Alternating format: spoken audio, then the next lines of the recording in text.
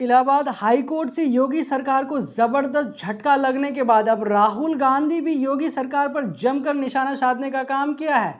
एक तरह से इलाहाबाद हाई कोर्ट का यह फैसला भाजपा सरकार पर जोर का तमाचा है। राहुल गांधी ने कहा यह फैसला भाजपा सरकार की साजिशों का करारा जवाब है। भाजपा सरकार सही मायनों में युवाओं का दुश्मन है। आरक्षण छीनने की भाजपाई जिद ने सैकड़ों निर्दोष अभ्यर्थियों का भविष्य अंधकार में धकेल दिया है। 69,000 शिक्षा भर्ती पर फैसला आने के बाद समाजवादी पार्टी के नेता अखिलेश यादव भी भारतीय जनता पार्टी पर जमकर निशाना साधने का काम किया था।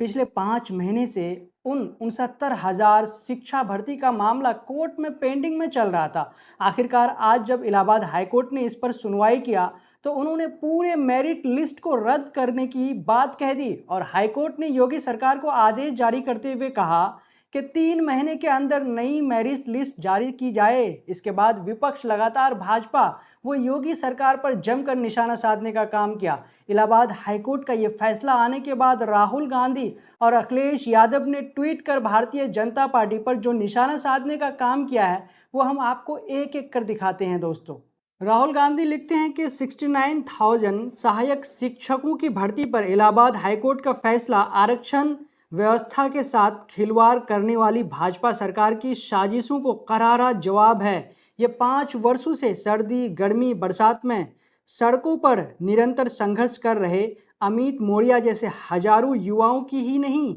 सामाजिक न्याय की लड़ाई लड़ने वाले हर योद्धा की जीत है। आरक्षण छीनने की भाजपाई जिद ने सैकड़ों निर्दोष अभ्यर्थियों का भविष्य अंधकार में धकेल दिया है। 5 साल ठोकरें खाकर बर्बाद होने के बाद जिनको नई सूची के जरिए नौकरी मिलेगी और जिनका नाम अब चयनित सूची से कट सकता है, दोनों की ही गुनहगार सिर्फ भाजपा है।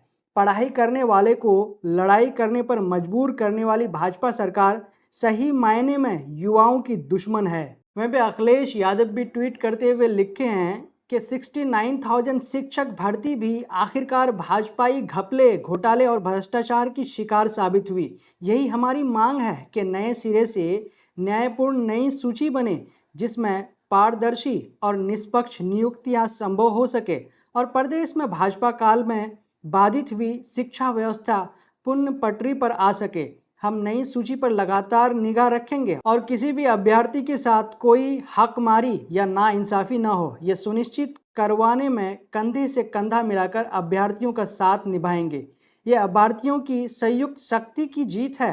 सभी को इस संघर्ष में मिली जीत की बधाई और अन्य नियुक्ति की शुभकामनाएं। #नहीं चाहिए भाजपा। जिस तरह से इलाहाबाद हाईकोर्ट का इस पर फैसला आया और 3 महीने के अंदर नई लिस्ट जारी करने के लिए कहा, तो इसको लेकर के अमित पटेल बाहुबली लिखते हैं कि संघर्ष जारी है, नियुक्ति मिलने तक हम संघर्ष करेंगे।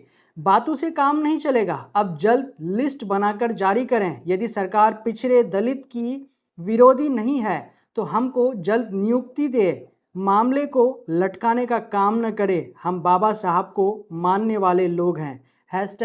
69,000 शिक्षक भर्ती आरक्षण घोटाला।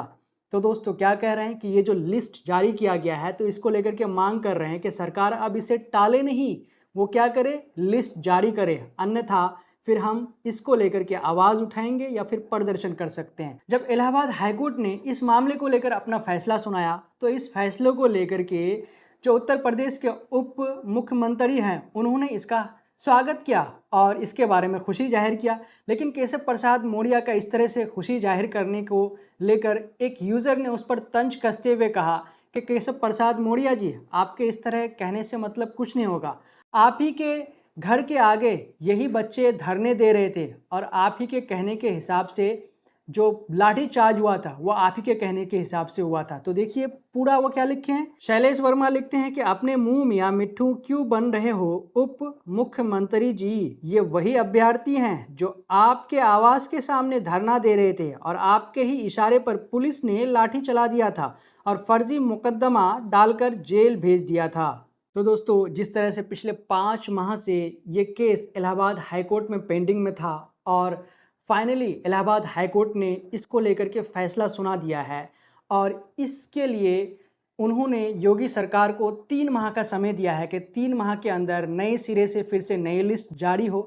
तो इसके बारे में आपका क्या कहना है? आपको क्या लगता है कि जो 3 माह का समय दिया गया है, तो क्या 3 माह के अंदर योगी सरकार नई लिस्ट जारी करेंगे ताकि जो वो शिक्षक पिछले कई महीनों से, कई सालों से प्रदर्शन कर रहे हैं, उन्हें उनका हक मिल पाएगा? आप हमें इन सभी सवालों के बारे में कमेंट करके ज़रूर बताएँ। जब तक के लिए हम आपसे लेते हैं इजाज़त।